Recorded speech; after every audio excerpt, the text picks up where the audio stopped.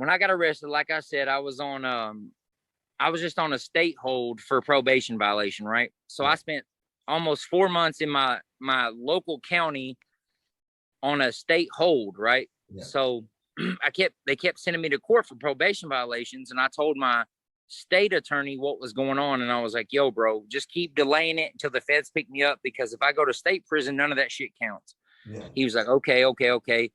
He keeps kicking it. And then I got a hearing that was actually on my birthday, right? July 23rd, I have a hearing. Yeah. And there's a really good chance that they're going to let me out on bond, right? Like, they don't know that I did this bank shit. So I'm like, I'm yeah. I'm going to get out on bond. I'm good. Yeah. I got my preachers there. The guy who ran the rehabs there. Yeah. I got like 17 people there, right? The court date is on July 23rd. On July 22nd, they come and wake me up and like, yo, White, you got court. And I'm like, I don't have court today on the 22nd. And they're like, yeah, you do. I'm like, no, I don't. So they wake me up at like 3:30. I go to court, sit there all day because I had no case on the docket, but there was a computer error. So I go, come right back. I come back that same day or whatever.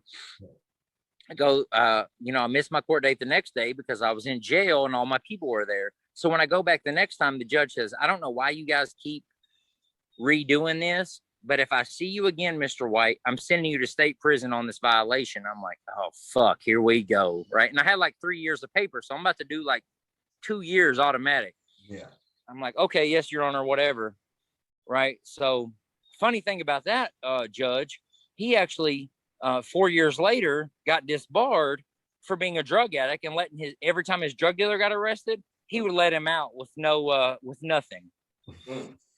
Wow. But I'm about to go to prison for 4 years because I'm a junkie. Strange. And oddly enough, he was the presiding judge over a case in Tennessee, and you can actually look this up. Shannon Christian and something Newsom. These two young white kids are like 20, 21 years old. They were going to buy dope from these three black guys and this chick. And they went to buy dope, and I guess somebody got jazzy. Well, these 4 people actually kidnapped, tortured, and murdered them, right? So when that happened, he was the judge of that case. So now flash forward 5 years later, all this shit comes out about him. All those people are coming back to trial because obviously everything he had ever done was being disputed. He was a fucking piece of shit, man. He was so high he'd be on the stand, be so fucking high, he'd be up there nodding out and drooling like a heroin junkie. Everything you ever seen, he was doing that on the stand in a courtroom, man, throwing people's lives away. Right? So I'm there for about 4 months. Oh shit. The feds pick me up. So when the feds pick you up, they send you to this different county jail, right? Because it's cheaper to house you. I mean, you know how the feds work. They're just looking to save a couple dollars. They send me to this county jail that's literally a hellhole, man. Like, but the good thing about it is, like, the jail I was in, if they didn't have enough cops working, because there was a cop inside the pod, if they didn't have enough cops that day, you were just stuck in the cell all day. I mean, there'd be 3 or 4 days in a row, they wouldn't even pop the door on the cell, right? And that's hard. Mentally, that's hard when you don't come out of your cell for 4 fucking days, especially in county. You ain't got no radio. You ain't got no thermals. You ain't got shit. So 4 months in Knox County, 4 months in Blount County, right? So when the feds pick me up, I go to Blount County. Once you then you go for your, how do you plead? Guilty or not guilty? You go to Blount County, you say, I plead guilty, right? So after you cop a plea, they send you to, now I live in Knoxville, they send you to Ocilla, Georgia, which is on the Florida-Georgia line, right? It's about a 7-hour bus ride. Yeah. So now they send me to Ocilla, which is great because it's an open dorm. We're running around like a bunch of maniacs. It feels like freedom almost. I stay down there for 4 months. So we're at 12 months now. They bring me back for my sentencing. That's when the judge sentences me to 132 months, right? So the judge sentences me. Now my state attorney has already wrapped it all up and said, yo, bro, if you cop to 11 years in the feds, I'll get your state shit thrown out. Yeah. But whoever was in charge of the paperwork didn't put into the computer that all my shit was thrown out. So then I had to go back to Knox County for a month, right? So I sit there for a month for no reason. So I'm about 14 months in, and then the Fed bus rolls through, right? Because, you know, you got to wait till there's so many people, and then you go up the river. So the first spot I went to was FCI McDowell in McDowell, West Virginia. It opened in 2010. I got there in 2012, 14, right at the end of 2011, early 2012. It was still nice outside. So it was like spring of 12, right? This God's honest truth. Now, you boys have been in the county. I don't know how it is where you live, but in the county jail where I live, they give you about 1,200 calories worth of food a day, right? When I got locked up, I was 210 pounds. When I got to federal prison, I was 162 pounds. I'm 6'2" now. I'm 6'2", 160, literally bones. And, you know, commissary, the way I don't know what canteen, commissary, whatever people call it, you know, the cup of noodles, right? The ramen cup of noodles. Yeah. $1.50 a piece in my county jail. Damn. Honey buns, $2. Damn. Bro, I'm not a drug dealer. I'm not that dude. I'm not that guy. I don't got money like that. Like, you know what? It's, oh, hey, mom, I love you. I'm sorry I robbed these banks and destroyed her whole family unit and caused strife amongst the family. Can you put like $100 a week on my books? And she's like, shit, fuck out of here, retard. I'm not doing that. So, I mean, I'm doing what I can. I get about $30 a week in canteen. I try to make it work, but I still lost almost 50 pounds. Yeah. So McDowell just opened up. It was an 1,800 person compound. When I got there, we were like, there was like 1,100 people on the compound, right? And now it's beautiful up there. It's on top. It's all mountains. It's the Appalachians. You know, it's all mountains. It used to be a coal mining town, right? They had coal mined this mountain down to where they like cut the top of the mountain off, right? And they built a prison on top. Dang. So it's like a 2-hour bus ride, winding country roads. You get up there, the view. I mean, it's spectacular. It's the type of place you would want to live if you had $1 million trillion in a helicopter, right? Mountain views as far as the eye can see, beautiful. So we get up there. We get there on a Wednesday. We get there on Wednesday at about 3:00. You know, the in processing takes several hours. I'm like, all right, cool. They bring us like the little to-go trays, right? Like if you were in the shoe, you know how they give you the tray through the door? They bring us those, and it's spaghetti and meatballs or whatever. And it's the most food I've seen in almost 15 months. Like, I don't even know how to act. I'm like, and it's hot and it's good. And I'm like, oh, this is divine, right? We get out on the yard. It's like 7:00. We go out on the rec yard. Me and this other dude in transit, we're throwing softball together. It's 78 degrees. It's perfect. It's perfect. Yeah. Like my mind is blown, right? So I get into the unit. You know, the white guys are like, hey, who are you? Because the bus only comes every 2 weeks. You might only get 1 or 2 guys in your unit. You know, I'm like, yo, I'm Jarett. I'm from Tennessee. I'm thorough. Like, I'm not a rat. You know, my paperwork's on the way. Yeah, all that shit. It's like, all right, cool. The next day we get up, go to breakfast. It's like a cake and some milk and a fruit, right? Now I'm like, I'm still blown away at the amount of freedom that I have. You know what I'm saying? Because if you've been in the county for 15 months and then you go to prison, it's almost like getting out of jail for real, being legit, you know? We go to lunch today. We go to lunch on Thursday. Now, if you talk to anybody who's been in the feds, you know that Thursday is chicken day. It's just what it is. It's leg quarter day.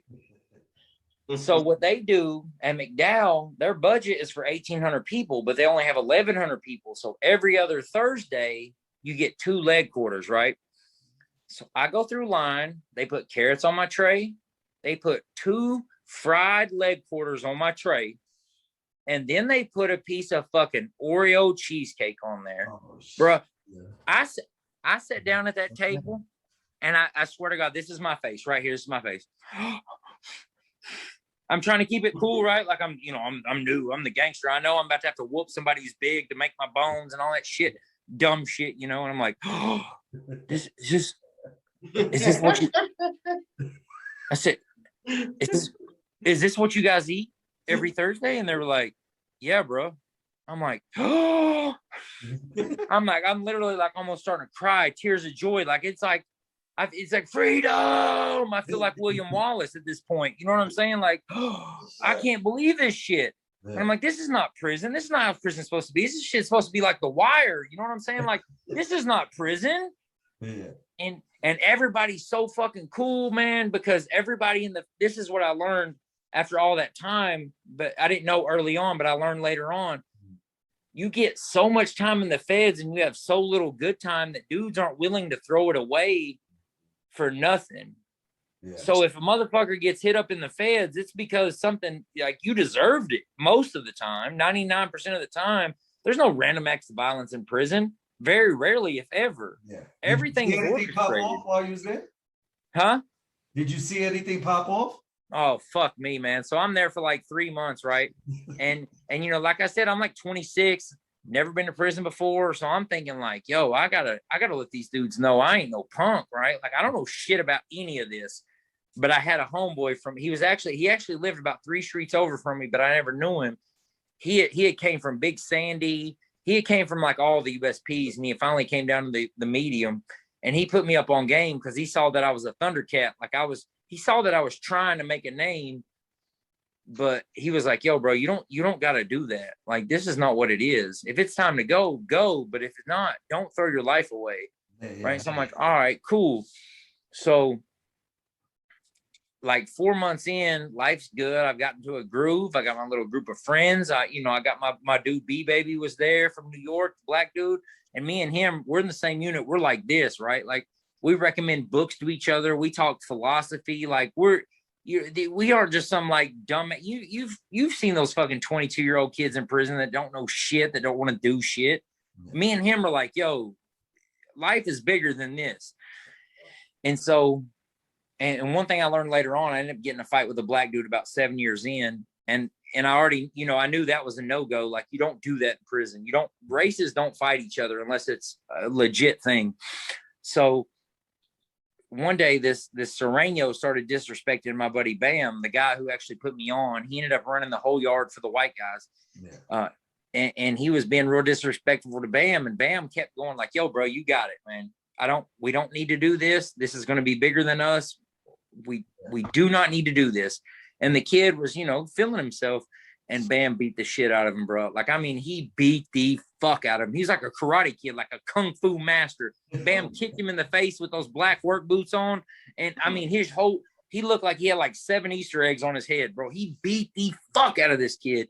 And the whole time, and only reason it didn't go bad for us is because the shot caller, the Serenos, was like, he knew that the Sereno kid he got into it with was a hothead, and he knew Bam was very level-headed. So he said, yo, bro, I'm going to wait until the kite comes from the shoe to tell me if my guy was in the wrong or your guy was in the wrong. And if you were in the wrong, we're going to try to kill all the white guys on this yard. And there's only about 60 of us. And I was like, oh, okay, cool. And but the kite came out, and the Sereno said, yo, man, I was actually in the wrong. I was having a bad day, and I just took it out on him, and he kicked my ass, legitimately. Like, I didn't. That's real shit, though. It was that's some real shit, though. It was in 9.5 years, and this happened in the first year I was in prison. It was the realest thing I saw the whole time. For a man to just simply say I was in the wrong is already a big thing. But for a man to say, not only was I in the wrong, but he beat my fucking ass and I deserved it. Because Serenos, they'll destroy everything. Yeah. They'll kill everybody. Yep. And he was like, yo, bro, don't get on the white boy's ass because they didn't do anything wrong. I did. And I recognized that immediately because like I said, I'm 26. I'm in the cell. There's 1,100 people in the yard. I'm not kidding. There's probably 800 black dudes, 250 fucking Serenos, and 50, 60 white guys. Right? So I'm in the cell with the banger, like taped to my hand, like, please, Lord, let this kite come out and say what it says. Please don't let me have to. Please don't make me throw my life away trying to save my own life or my partner's. You know what I mean? And he was like, yo, man, I fucked up. My bad. And everything was cool. Next day, we're all cool again, hitting our little pice of pounds or whatever little dumbass handshakes and shit. Yeah. That's some real shit, yo. Yeah, hell yeah, yeah. I mean, does he know if he answered wrong on that shit, he would have to pay for that shit in the long run, yeah. Yeah, in the long run, it would have come out in the wash, but short term, those fucking 100 Serranos, because we probably had like 80 Serranos, 80 to 100, and then we probably had about 200 Pisces on the pound. But those 100 Serranos would have been coming, and those boys go hard. Yeah, man. Yeah. And I was not skilled in prison knife fighting at that point, nor to this day am I skilled. But I got a little knowledge from the Army and from life in general. Yeah. But I mean, God's honest truth, I was scared to death, man, because I knew I could see, I knew the guys that were there, and I knew what they were about, and they were about that life. The Serranos are about that life, man. They're like, yo, I'm a Serrano, I'm here, and this is the only thing that matters. Yeah. Fuck my family, fuck everybody, my friend. We're killing you if we're supposed to kill you because some random dude said so. Yeah. Whereas other groups are like, I don't know if we're gonna turn. I don't want to do that, but they're like, fuck it, we're going. Militant. Yeah. Oh, and I respect the fuck out of them. I mean, I knew a bunch of them, and that's what's the scariest thing is like when you know somebody and like you have friends, like yo, you're a Serrano, I'm a white dude, and we're friends. We work out together, we play softball together. We're cool. But the next day, he's like, yo, man. My dude told me, he was like, my dude Smiley, he was like, yo, man, if this dude sends the note out, just know we're coming for y'all. He's like, now he's like, me personally, I'm going to try to duck you because me and you are cool.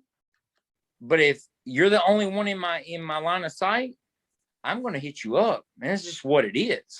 And I was like, God, what? I thought we were friends, man. We don't got to do this, man. Just let's just hug and roll around on the ground and act like we're fighting. We don't got to do that. Nah, man, that's not how it goes, man. No, they didn't give a fuck. So man, first day time in that same camp. No. So this is what's crazy, right? So like I said, I was a young Thundercat, want to act like I'm that guy. My dude reeled me in, but they put this chomo in our unit, right? I mean, like I said, same thing. You ever been to prison? Chomos, 90% of 90 to 95% of chomos are white dudes. It's just what it is. They put this dude in our unit. I was like, oh, that's a chomo. Yeah, that guy, he's a fucking chomo. So, but it's a medium. It's not a USP. So I can't like go beat him up just because I think that, right? Yeah. So I go talk to him. We get to talking, And I'm like, hey, man, what are you here for? This, that, and the third. And he's like, oh, I'm here for identity theft, right? And I'm like, well, that's a federal crime, identity theft. And I was like, well, how much time you got? And he was like, well, I got 35 years. And I was like, whose ID did you steal? Did you fucking steal Obama's? Like, what are you doing? and he was like, well, yes, yeah, God. I mean, because that's how they all sound, man. They're all a fucking bunch of creepy jerks. So I'm like, well, here's the deal, man. Some guys in here, because you have to couch everything because they'll go in there and tell the counselor or the shoe cops or the lieutenant, yo, this dude ran me up. Yeah. Right. And then your life becomes hard. So you have to couch everything you say. And I was like, okay, well, bro, some guys in the units think that you may be a chomo. So I'm going to need you to get your paperwork and show us. Right. Because at a medium, paperwork is not something you have to have on hand at all times. Yeah. But you need to have it if someone asks. So he was like, okay, cool. Well, then the next day the doors popped at 6 and he was gone. He ran out the door, ran straight to the cop's office. He's gone. So I'm like, all right, cool. He's gone. He's a chomo. He's gone.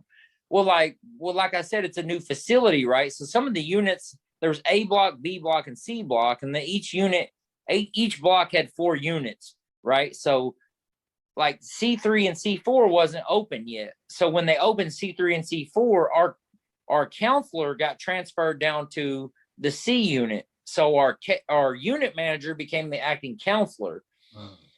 So he started going through the files and he was like, I remember he came out one day, he's like, White. And I'm like, hey, what's up, sir? How you doing? So I go in the office. He's like, you think you run this yard? And I was like, no, sir. And he was like, you run shit? This is what you do? You think you're the fucking big dog? And I was like, no, sir. What are you talking about? He was like, you don't fucking run anybody up top. I do that shit. I dictate who's on my yard and who's not. And I was like, sir, I don't know, I have any idea what you're talking about. And he said this dude's name, and I was like, I don't know who that is. And he's like, it's that white guy you ran up for the identity theft, and you said he was a chomo. And I was like, I never did that, right? And he was like, okay, sure. Yeah. Well, I had low points. After 6 months in federal prison, my points went from like, I don't even remember the point scale, but I was 1 point above being at a low. So after like 6 months of being in prison, my points dropped because I turned 26, because I was under 25 when I came in the system. I turned 26. So I dropped 1 point. So I wasn't even technically supposed to be there. But when my counselor, before he got transferred, asked me about going somewhere else, I was like, I'm good, man. I found my stride. I'm 3 hours away from home. Yeah. He was like, all right, cool. We'll deal with it when you come back to team. I was like, all right, cool. No problem. Bet. So when that was at 6 months, because you go to team every 6 months. Yeah. So at 9 months, that's when the case manager asked me about the chomo I ran up. So one day, like 2.5 months later, I'm in another unit getting tattoos, right? Mm. I can't hear the PA. So they had been calling me over the loudspeaker for like 2 hours, right? So they did a yard recall, which in federal prison, if they shut the yard down and do a yard recall looking for you and you're not where you're supposed to be, it becomes a fucking issue, right? So I snuck out of B1, get back to the unit, and they're like, oh, White, you're going to the SHU. I'm like, what for? I didn't do nothing wrong. I just didn't hear you. They're like, yeah, you heard us. You were out of bounds. And I was like, well, prove it. I didn't do nothing wrong. So it's like, it don't matter. You'll be out of here tomorrow. So what happened was the case manager couldn't pin anything on me for running this chomo up top, but he reviewed my file and saw that I had low points. So he put me in for a transfer without knowing it. And then, so when I was out of pocket, they locked me up. But the next day I got shipped out. So because they were sending me to a low, like I didn't get a shot or anything, but they sent me to the low. But I was in West Virginia. I'm from Tennessee. There's 14 guys on the bus. 13 of the 14 guys were either going to North Carolina, Kentucky, South Carolina, Northern Georgia. So I'm like, oh, okay, you're sending me out to a low, so I'm getting closer to home. This bitch sent me to fucking Louisiana, man. He sent me to Central Louisiana. Yeah.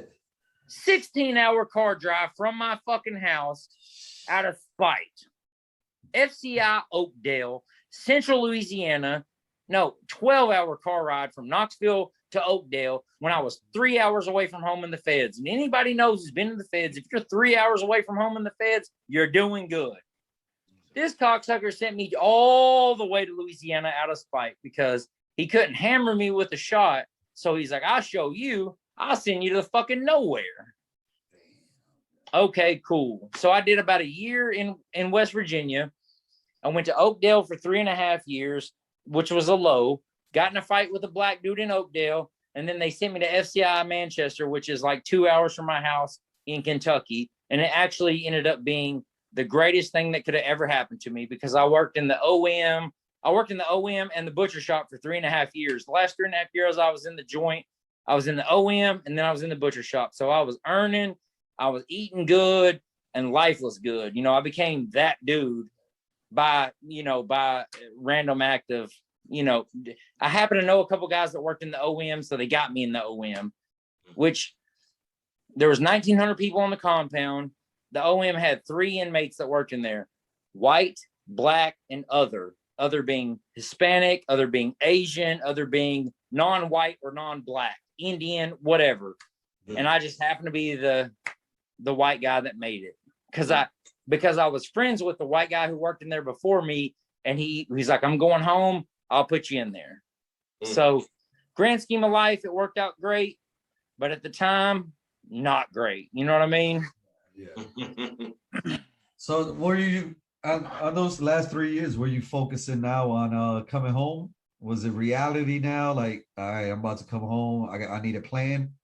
The whole time I was gone, man, I took, and this sounds like I'm bullshitting, but like I said, man, from the day, about a week after I got arrested, my entire life changed in the sense of I'm going to recognize, like, I have to learn everything I can from this to where I don't do this ever again. I tell people all the time, I'm 36 now. I have the perspective of a 60, 65-year-old man, because I literally every day that when I was not at work, I was in the unit reading books. I read over right at 700 books while I was gone. Like self-help books, fictional books, nonfiction. I just wanted to learn as much as I could. I talked to guys from all walks of life and try to learn. You know, my thing is like, I don't want to be a stove toucher, right? So if I respect you, right? If I respect you and I call you a friend, me and you are friends, and I respect you, and you say, yo, Jarett, don't do this because this will happen. I don't do it, right? And I had two guys that it blew their mind when they told me don't do this, and I didn't do it. And they're like, well, why didn't you do it? I'm like, well, you told me not to. Yeah, but don't you need to find out for yourself? And I'm like, no, because I've not bestowed like I'm some king or some emperor, but if I call you a friend and I say I respect you, you're elevated at such a high position in my life that if you say, if you do this bad thing will happen, I don't do it.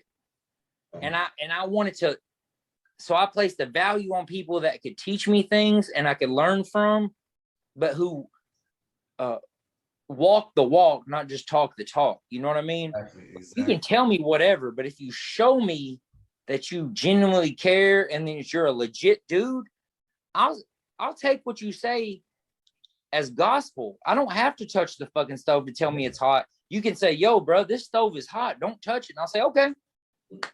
And I don't.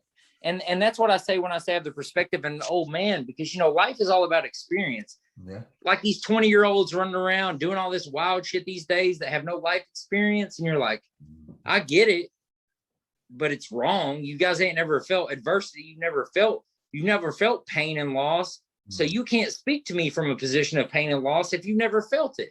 Exactly. So the guys, I met so many lifers when I was locked up that had the same mentality, who went out of their way to make my life easier, to try to get me home faster by avoiding crash dummy positions in life. That I was like, okay, cool. I'm going to do what you say because you guys have crashed out. I met this guy McDowell. This guy's honest truth. We called him Crazy Kenny. He's a white dude. He's probably 65 years old. All his hair was gone, right? He had like, you know how like jack-o'-lanterns, how they put those crazy teeth in them that don't touch, right? He had them jack-o'-lantern teeth. He had fucking tattoos all over him.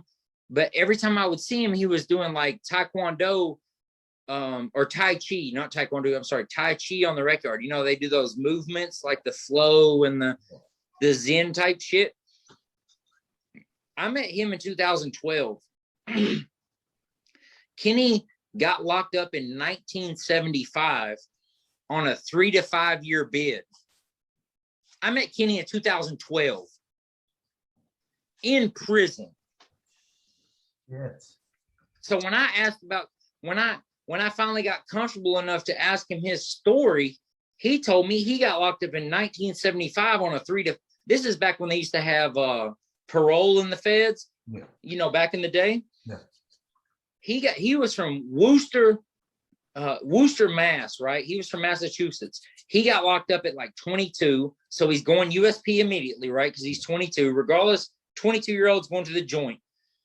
They sent him to USP in California, right? One of the, you know, California is all political, all gangs, yeah.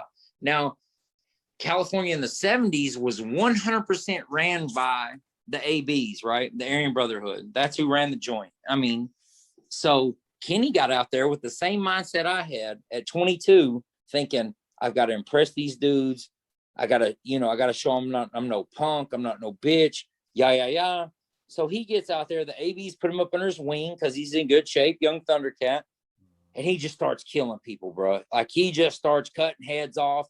And I actually had my people look this up and tell me he got into him and one or two other guys jumped a dude in the Sally Port, right? In like there's no cameras. He caught him in a dead zone. Him and one or two other guys were literally in the act of trying to saw a guy's head off when the CO came around the corner, and the CO was like, yo, stop. And he was like, I'm not done with him yet. They finish cutting this dude's fucking head off and throw it towards the cop, bro. Like, whoa. Like that. And when he told me that story, I'm like, that could be me. You know what I mean? I'm 26. He was 22. Yep. In 2012, when I met him, he finished it. He had just started his final 240-month bid, and he was 65, 66 years old. Damn. He should have came home in 1977. I met him in 2012, bro. And when I tell you, this is, and you guys have been locked up. I see you guys have been locked up. You know, when you meet people in prison, they're not the same people as they were. Most, not all, but some guys are not the same person as they were when they got locked up. Not only are they not the same person, they're so fundamentally different, you can't even conceive of them doing the things they got locked up for. Right. And that was Kenny. That was Kenny on the rec yard doing Tai Chi at 6:15 in the morning every fucking day, doing yoga at like 1 to 2 o'clock every fucking day. The most calm, peaceful man I've ever met, and he threw his entire life away over prison bullshit politics. And I asked him one day, I got to know him really well, and I asked him one day, I said, Kenny, what changed? When did it change for you?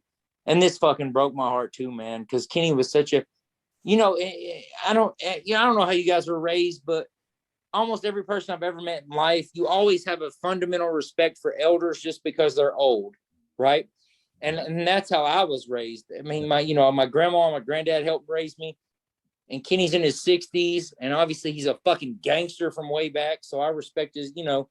And he told me, he said, man, listen.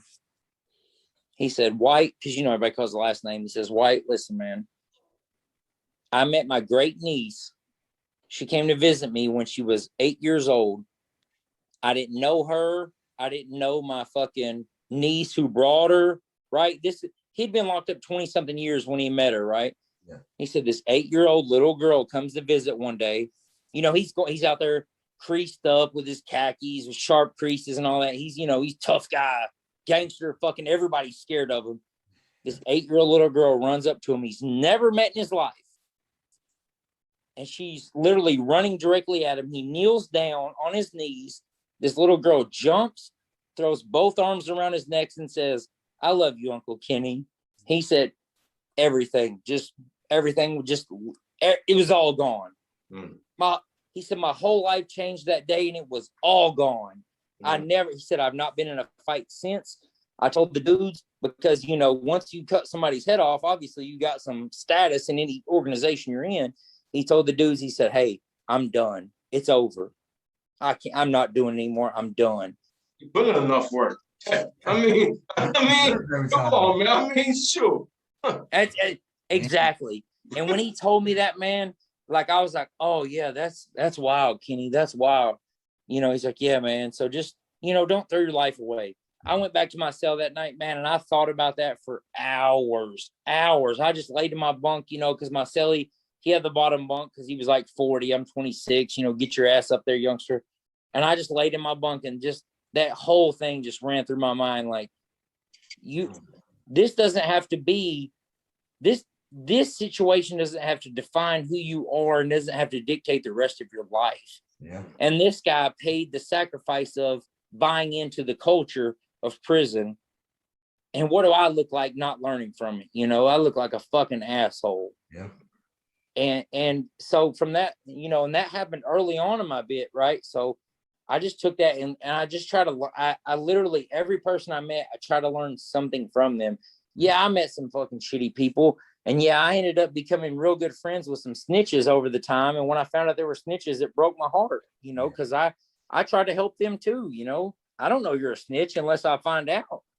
And most snitches don't come in with a sign around their neck saying, yo, I rat on people and I'm a shithead, you know? Yeah. So, so like when I meet people now, like it's hard for me to relate, you know, to normal people, because it's like, well, you know, what have you been through? You know, I was in the Army. I was a junkie for a long time, and you learn a lot as a junkie, man. You know, mostly from the negative side. Then I went to the Army and I shined, man. And I'm not tooting my own horn because I was a shithead. but I shined when I was in the Army. Got it, fucked up the Army, got out, got clean, fucked that up, went to prison. I anytime there's structure, I learn from it. And so when I was in prison, I said, this is the ultimate learning experience. And you can either A, spend the rest of your life in here by doing dumb shit, or B, learn what matters in life and then get out and help people. You know, just like my man, Sit Down with Sid on TikTok. You know, I met him randomly over a comment. And then you send me a DM like, yo, bro, you want to be on my podcast and check this out? I love it, man. And my boy Sid was like, if you don't help people with your life, you ain't shit, man. If you're not helping people try to avoid these situations, you ain't nothing. Yeah. And this is some random dude. This is some random black dude from Fresno, California. I don't know him. Yeah. But I felt what he was saying, because I've always felt that way. Like if you can help somebody from stepping on a landmine or touching the stove and ruining their, burning themselves, or even, ruining their life. Because I felt that too, man. When you're a junkie, you feel alone. Like you feel like the only junkie that's ever lived. You know what I mean? Even though, we got fucking New Jack City from the 80s with Pookie and all that. Like those don't feel like real people. Yeah. Yes. So if you can't find, like, just like New Jack City with Pookie and he's a crackhead and you get all that, like I've only seen crack one time my whole life. Yeah. But I'm this fucking country kid from East Tennessee who's done more pills than fucking, 85% of the people on the planet's ever even knew existed. If you don't want to help people, then you're in the way. Fuck it, And just like y'all's podcast, what you do, it's you and your main man, and you guys have, your own stories, but you've decided, yo, I live my life how I live my life. We smoke and we do this and we do that. Yeah. But we're trying to help people, and we're trying to help young people from throwing hand grenades in their own life. Because I did that my whole life. Anytime I started becoming successful, I would self-destruct every time. Yeah. I would pull a pin on a hand grenade and drop it right down my shirt and blow myself up, man. Yeah. I had my own construction company in 2006. Bro, we made like $700,000 in 6 months. Mm. You know what that means to a junkie? That means life's good. Yeah. You know what happened in 2007? I was fucking homeless. You know what I'm saying? Because I said, I don't deserve this because of the bad decisions I made in my life. Mm. And once you break that cycle, like now, I've been home 18 months. I'm doing so good. I still to this day, I tell my girl this all the time. I feel like I don't deserve to be doing as good as I am for the time I've been out. And she's like, yes, you do. But I believe it. When she says, yes, you do deserve it because you work hard and you care. Yeah. I say, you know what? You're right. But what I used to do in the past was like, no, I don't deserve it. Let me fucking train wreck this right here. Yeah. And ruin it for everybody, like. But I do irrigation for a living. I was a part-time laborer for the irrigation guy I work for now, right? Yeah. I work with now. I used to do construction. The construction market got out of control where I live, just like everywhere. Inflation's up 400% on a lot of materials. Yeah. And he was like, yo, I don't have a good helper. Can you come help? I said, yeah. It was him and his brother. His brother's old lady blew that relationship up. He said, yo, you want to be my partner full time?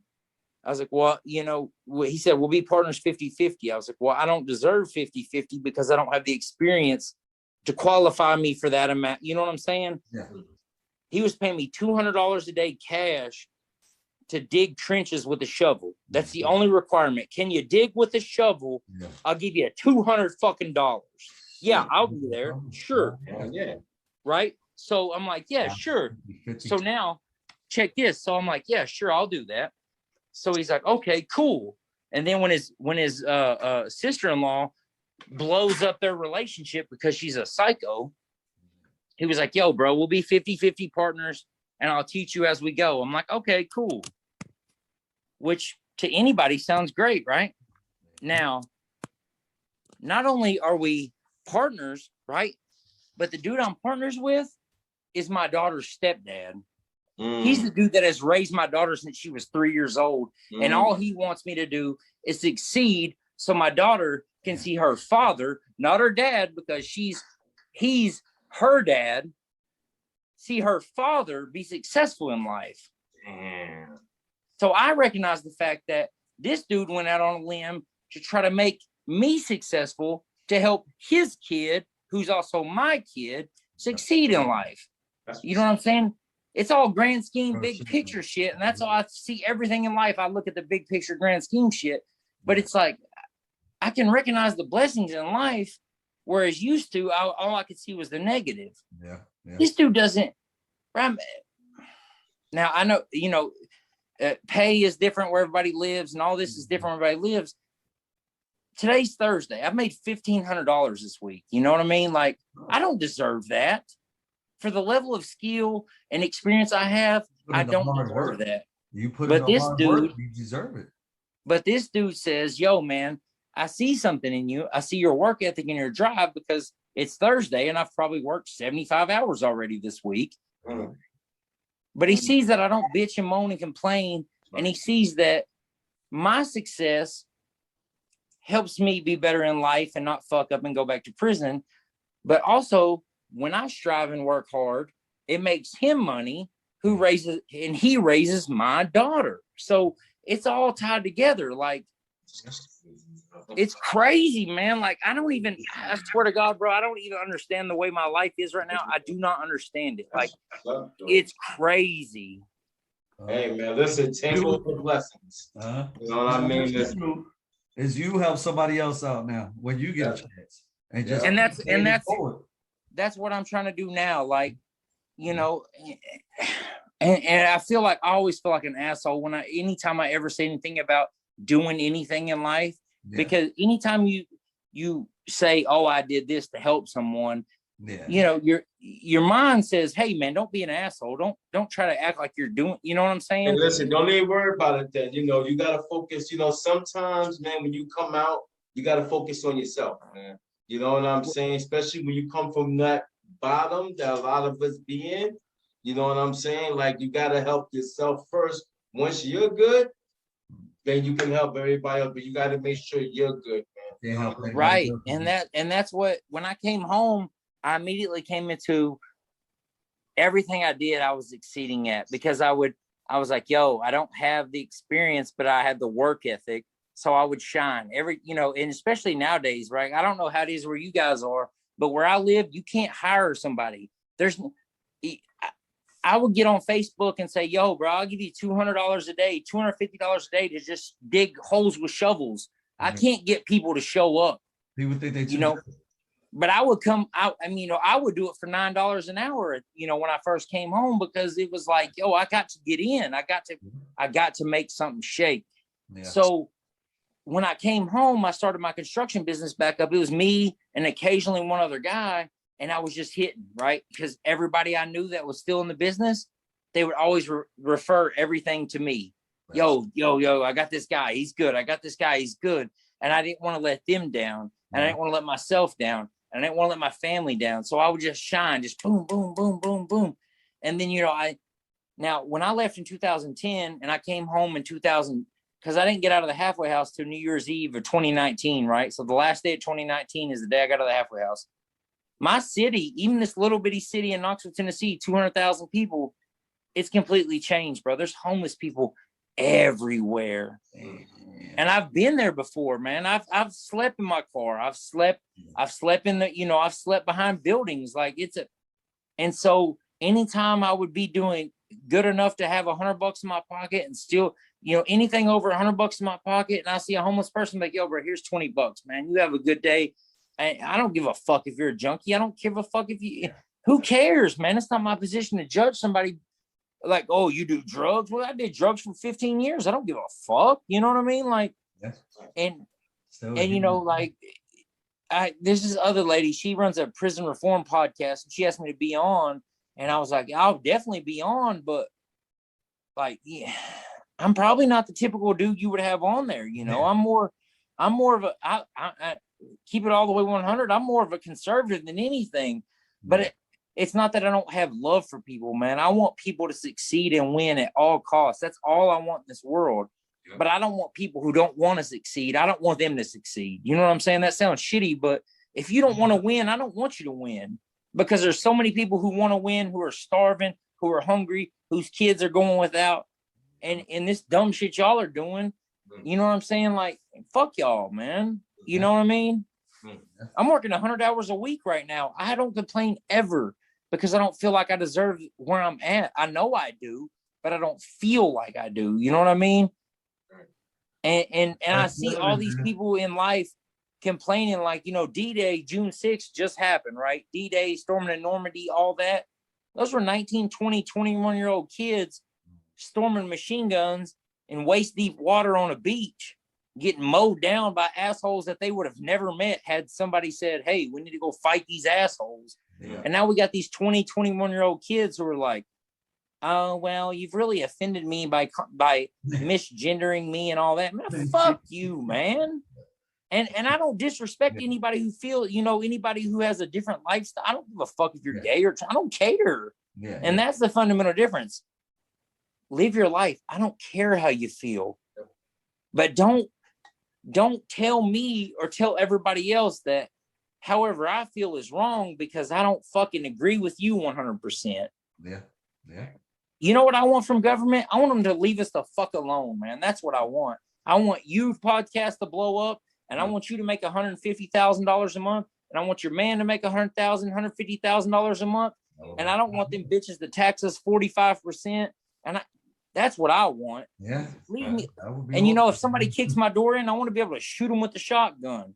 Fuck y'all. You know what I mean? Yeah. Yeah. Yeah. It's not a position of anger or unempathetic. It's leave us alone, man. Let us. We're fine. Politicians, very rarely has politicians ever done anything for us to make our lives better. They all out for themselves ultimately. Yeah, to make them look the best. Yeah, that's what I'm saying. Like, I was talking to I got a partner, man. I met him when I was 18 years old and started waiting tables at this restaurant, Old Charlie's. I don't know if y'all have them up there, but it's like an Applebee's, you know, Chili's type shit. And we were 18, 19, dumb kids who don't know anything about the world, and we became very close. He's probably my best friend on the planet now that my best friend passed on. He's probably my best friend. But bro, when I say he's like a Bernie Sanders, Bernie bro liberal, and like if I met him now, I'd be like, dude, get away from me. But I know who he is at the core, and I also know his motivation. He just wants everybody to have a chance at doing well in life, and I respect that. But for him to say I can't recognize anything Trump did positive, and I can't, you're an asshole for thinking that he did anything positive. Well, bitch, fuck you. I was in prison when they passed the criminal justice reform and 3,300 people went home from federal prison. You know what I'm saying? If he did nothing else, I saw 16 people on my compound go home the day they passed that. How can I came home 9 months early because of that. So even if he was an asshole, or how anybody feels about anything, he did something that no one else did. He let dudes go home that weren't going to go home for the next 10 to 12 years. And I can't say that for very few presidents before him, either Obama, Bush, Clinton. None of them guys let anybody go home. Nobody. Obama let some guys home. He did. Now you're right. He did. He had more pardons than anybody. I will not. And see, and this is the number one thing. I'm not married to my opinions. I'm not married to my ideas. If you say, yo, man, check this out, and I say, oh, okay, I will change my opinion. And when someone shows me something different, like you, and you're right, he let, I used to have the number memorized. He let hundreds and hundreds of dudes go home that would have never got going home. You know, I listen to podcasts on that shit all the time where, I mean, the whole system's fucked, man, and we're all just trying to make it. You know what I'm saying? It's designed to really to bring you back. They want it is so they can make money. It's all about money at the end of the day. But you know, and that's what I tell people too, and they're like, no. I'm like, bro, you can't tell me because I've seen it. You can't tell me. everything's about money, man. Everything's about money. But like I said, we try to end on a positive. So Maine. Yeah. So like, let's just say for instance, right? There was an individual that was ready to cross that street, and the street was everything we just talked about in a nutshell. What would you tell them before they crossed that street? Before they went off the diving board into the deep end? Hey, however you want to put it, in the swimming pool, in the street. Okay.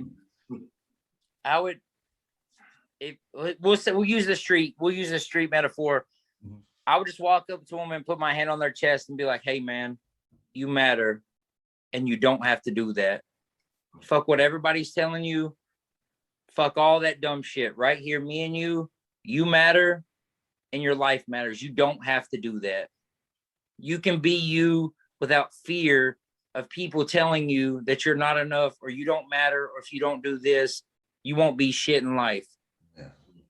Because, and this is something I learned from my girl. She told me one day, baby, I'm proud of you and I appreciate what you do. And I didn't realize that I had never heard that from a woman in my life. I'd only heard it from one other person. It was my best friend. When someone tells you matter and you're important and the things you do don't matter to who you are, that what matters is your heart. If your heart's in the right place, then fuck all the rest. Whether you're $2,000 in the hole and you're about to lose your house and your car, the repo man's hunting for your car and everything's going bad and you're about to pull a move like I did because I felt like I had another option, you don't have to do that because people care about you. Whether you know it or not, people care about you and your life matters, man. Yeah. Don't throw your life away for something that doesn't fucking matter. Definitely. Because at the end of the day, when you go to the joint, ain't nobody writing you except your mama and your granny or your aunt or whoever, maybe your daddy, but I didn't have a daddy like that. So it was always my mama, my granny, my aunt, because she was like my mom. Mm-hmm. All this shit that you think that matters in life doesn't fucking matter because it's all superficial things and they don't. Who you are as a person is what matters, man. White, black, brown, yellow. I'm not going to say green and purple because, but orange, it doesn't matter. Spanish, black, white. It's not a race thing. It's a class thing, all the bullshit. But when people can't recognize that they matter or they feel like they don't matter, that's when you make really bad decisions.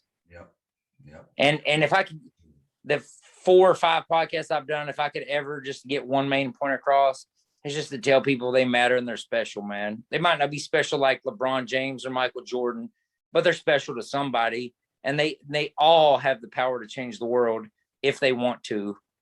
Absolutely. That's some powerful words, man. Definitely some powerful words, man. Like I said, we definitely appreciate you coming on. We would love to have you back again. This is an amazing story, amazing message, and I definitely salute you for what you're doing, man. And I appreciate you, man. You guys, like I said, so after this, I'll get on the TikToks and the Instagrams and the YouTubes and subscribe to all of it because the platform, the idea, the concept of what you guys are doing, it's a big fucking deal, man. I mean, and just like my boy Sid, I tell him all the time, man, just because, you only have like 20, 30, 40 views on YouTube at a time doesn't mean that one person that doesn't change their life forever, man. And eventually, if you keep bringing the truth, if you always bring the truth, it will grow.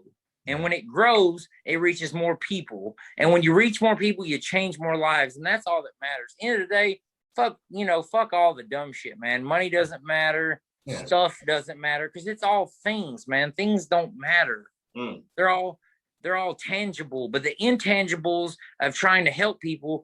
And what I like about you guys is like, you got this fire ass hoodie on with this dope ass Yankees hat on. And, you're like, yo, bro, we're gonna puff tough. And this, look at my man right here. You got the fucking black Yankees on with the black.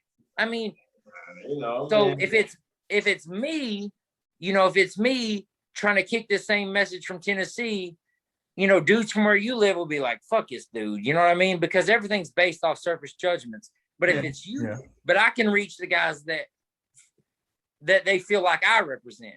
But what you guys are doing, like, yo, bro, we're in the mix. We got the thing on, you know what I'm saying? We got the style, the finesse, the fashion, whatever, you know what I'm saying? I'm not, you know what I'm saying? But those dudes look like me. And if they're saying, yo, man, you guys matter, and we want to show you guys who fuck it up, and you don't have to do that, man. Just listen to these dudes and listen to us, because what we're saying is our story. You know, when you speak the truth and you tell your story, people don't believe shit that is not relatable. You know, if you got on here and told my story, they'd be like, fuck out of here, dude. Or if I got on here and told your story, you'd be like, yo, beat it, clown. Yeah. But if you get on there and say, yo, man, I'm from the Bronx. This is my man. He's from Tribeca. Yo, this is my man from Manhattan. They're going to be like, oh, I know that dude. Or my dude's dude knows that dude. And I see that he's winning now. And instead of being an asshole, he's trying to help other people win. That may change even just one decision that could change the rest of their life. It may put them on the right side of it instead of the wrong side of it. And what you guys do matter, man. And I'm very excited that we know each other now. And I can't wait to see what you guys do in the future, man. And when y'all blow up like Joe Rogan or Lex Friedman or all those dudes, man, please invite me back, man. Let me get on there with the big stage. You know what I mean? Back on soon, man. Like we tell everybody, man. Like it's just not a little interview with us, and then it's a conversation. No. You part of our network. You part of our family now. Like everybody's cool with everybody. Anything that you're working on, anything you're trying to promote, just send it to us, and we're gonna put it up to you. Send it. We'll put it in the description of this video if you have anything going on right. Is there anything going on right now you want to promote? Anything? Man, I'm just kind of like trying to get work. You know, I'm working like 90, 100 hours a week just so I can get it done. The one thing I will say, man, and like I said, my man Sid told me to get on TikTok and make videos and shit. But there's this organization called Till Valhalla Project. Their biggest mission, they make plaques for veterans who either get killed in combat or who end up taking their own life. You know, 22 veterans kill themselves every day in America, and it breaks my heart, man. You know, like I got this shirt on right now. This is the Remember Everyone Deployed, you know, wear red on Friday to remember everyone deployed. But Till Valhalla Project is kind of my biggest thing. I don't know how to get into the realm of helping veterans or the realm of suicide prevention with veterans, but you know, I buy like 12 of their t-shirts, 2 or 3 of their hoodies to support their cause. And they followed me back on TikTok like 2 weeks ago. They got like 50,000 followers. It was the biggest deal in the world because it's an organization that literally all they want to do is help veterans stop killing themselves, man. And the fact that I just said that out loud fucking blows my mind. You know what I mean? Like, this is not either with criminal justice reform, veterans killing themselves. Like, how the fuck are these not the 2 biggest issues over all the dumb shit people are fighting about in America? Blows my mind. But that's it, man. You know, if you guys like cool t-shirts and veterans of all military branches, you know, check out Till Valhalla Project. I love those guys, and you know, they're spreading a powerful message. And one day I hopefully will get to a position where I'm big enough to where when my words go out to enough people to really affect some change. Man. But I appreciate the opportunity to, use your platform to tell my crazy ass story and be a goofball. Man, but thank you, man. Thank you. Like we said, you guys rock, man. I love all you New York cats, man, because y'all are so fucking slick with it because your city moves so fast, man. I love anytime I can talk to y'all, man. Well, shit, we appreciate it. I've been to Tennessee multiple times. Yeah, like, well, feel free to cabins all the time. I've been to Gatlinburg, Knoxville. I've been all over the place, all up in Tennessee. This is a 2-hour drive from here. Anytime you go to Gatlinburg, Sevierville, any of that, you come to Knoxville, you come through Knoxville, hit me up, man. Shoot me a DM. I'll take you out to dinner. We'll go to Roost Chris or wherever you want to go, man. I'd love to sit down and talk with you face to face, man. I'm actually trying to do that soon. I love going to the cabins, man. I love it. Send it, bro. I'll find you a cabin. We'll do all that shit, man. Send it up here. Maybe you could join our live on Friday that we got. I was just gonna say that too. Yeah, we have a live on Friday. It's from about 8 to 10. So you don't gotta. I'm in. You don't gotta come in at 8. Like, if you got something to do, it's all right. Yeah. Come like 8 to 10. I'll just shoot you the link. All you gotta do is press the link. They'll take you right into it. You don't have to download it, anything, right? You don't have to download it. I have no, no. No, bro. Listen, I got 2 appointments in the morning. I got about 3.5 hours of work tomorrow. Even if I don't jump in the conversation, because I talk too fucking much, man. I'll hijack. No, listen, live. All about just fucking shit. Yeah. They can have a million questions. Yeah. Okay. Introductions to your video. Yeah, So, that's a perfect setting. Like, if you got any clips, send him the clips. He can send it to me or whatever, vice versa. we actually got another young lady coming on too. That we actually doing her video tomorrow. So right after her video, she's gonna jump on the live too to kind of talk about hers as well. She was locked up or what? Yeah. Yep. Bro, I couldn't even. First off, I couldn't imagine being a woman on this planet at all ever. Yeah. Because that shit's harder than anything. But then to go to prison, like my ex-wife, she went to prison. That shit, the story she tells me is insane. And she's still like, she's engaged to a chick right now. Like, so them chicks are. You know what I'm saying? I think this might be the same. No, I'm just playing. Yeah. I'm just fucking around, but if you want to talk about it, send it over, We'll no, bro, that's crazy. Yeah. Yeah, like you know what I'm saying. We always want a story, man. Because Always. if we don't talk about it, nobody would know about it. Oh, I see you got the Wu-Tang over there on the left, right there. Okay. Oh, yeah. You got this man. country kid, man. I grew up listening to that. That was like, oh, that was my shit. If you look through my Instagram, I got all of these posted. All of these is in the Instagram pictures. Stalk the Insta and follow y'all both, man. I just appreciate what y'all do, man, and give me the opportunity, man. We appreciate you. And like I said, check us out on Friday if you want to, man. Tomorrow, I'll be here tomorrow, man. For sure. Yeah, that's tomorrow, guy. Yeah, tomorrow. So whatever, I'm gonna send you the link. All you gotta do is tap in on it. Anything you want us to promote, send it to us, and I'll put it. This will probably come out. I'm sorry, we got a couple of people ahead of you, but it'll probably be a week or so. Couple of weeks. Come on, man. Who am I to tell you to put my shit up right now? Come on, man. Knock it off. I wish I could drop everybody's right then and there, man. That's the way I feel about all of them. For real. I know, but y'all got so many. You were like, yo, bro, I got another interview that's running late. You know, I mean, this people downplay, and I know how it is. Anytime I do anything, I always downplay it like, oh, it's just something I'm doing. But what y'all doing matters, man. Like this shit legit matters because it helps people, man. And if you don't reach anybody next 10 years but one person, this matters. You know what I'm saying? Well, shit, we appreciate it, man. We put a lot of hard work into it, man. I know you do, man, because I don't have a clue what my iPhone does. And y'all are over here with the computers and all that. I can't even keep up with anything. Don't worry about it, man. We got you, bro. Yeah, any questions, man? Anything, man. Anything. Just what's up, man? Keep doing what you're doing, man. Stay safe out there, man. And absolutely, brother, man. I appreciate y'all. As long as we keep helping, passing that forward. For sure, man. And tap in tomorrow, man. We'll see you tomorrow. All right, appreciate you, brother. Be good. All right, man. If they only knew. Yes, sir. All right, man.